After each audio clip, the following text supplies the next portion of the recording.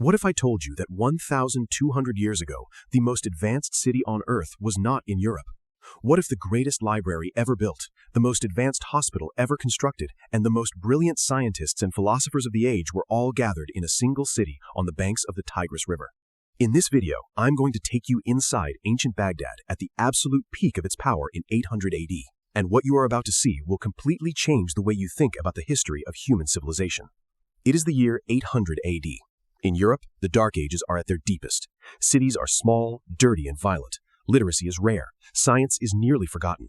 But on the western bank of the Tigris River in what is today modern Iraq, a perfectly circular city unlike anything the world has ever seen is humming with an energy that will not be matched anywhere on Earth for another 500 years.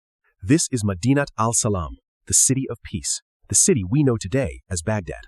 Founded just 40 years earlier in 762 AD by the Abbasid Caliph al-Mansur, Baghdad has grown with breathtaking speed into the largest and most sophisticated city on the planet. At its peak, it is home to over 1 million people at a time when London has fewer than 15,000. The city is perfectly circular in design, a masterpiece of urban planning. 4 gates face the 4 cardinal directions. Wide boulevards radiate from the center like the spokes of a great wheel.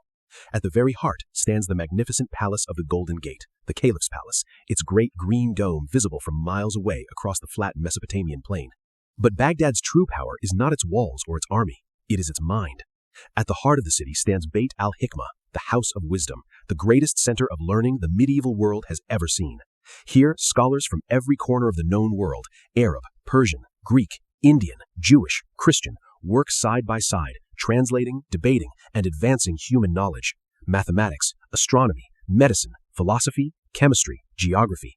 The great mathematician al-Khwarizmi works here, the man who will give the world algebra and the concept of algorithms. The name algorithm itself comes from the Latin translation of his name.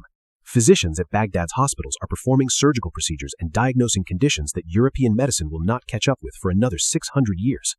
The streets of Baghdad are paved and lit at night. The city has running water, public baths, pharmacies, and a postal system connecting it to the farthest reaches of the Abbasid Empire.